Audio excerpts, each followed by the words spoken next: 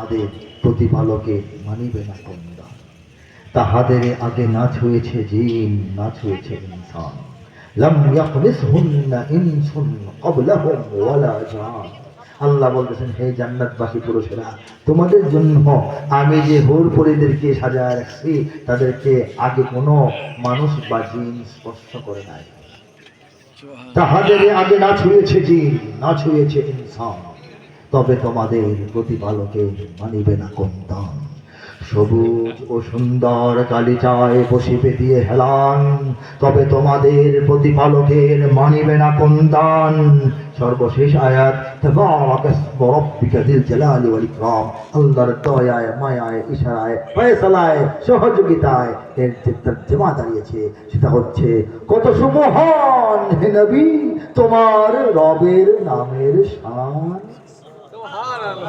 কত সুমহান হে নবী তোমার রবের নামের শান। মহানুভব গৌরবময় তিনি মহামহিয়ান।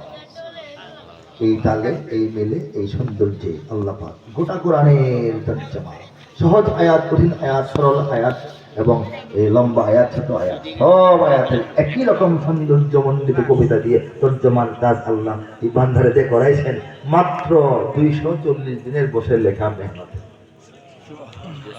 লা রাইবা ফিহ, এই কিতাব কোরআন তর্জমায় ভুল থাকতে পারে।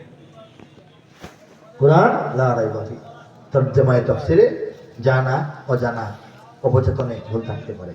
আল্লাহ পাক সেগুলিও যেন যাকে দিয়ে কাজ করেছেন তার হাতে ঠিক করে বলি আমি আল্লাহর কাছে শুকরিয়া জানাই। আল্লাহ পাক হিদায়াতের ফয়সালা একটা করেন এর ওসিলা, এবং একটা দুনিয়ার কোরআন যদি মানুষের দুনিয়ার মুক্তি আখিরাতের মুক্তির একটা সামান্য ওসিলা করে। ওয়া আখিরু দাওয়ানা আলহামদুলিল্লাহি রাব্বিল আলামিন। গজল শোনা কথা ছিল।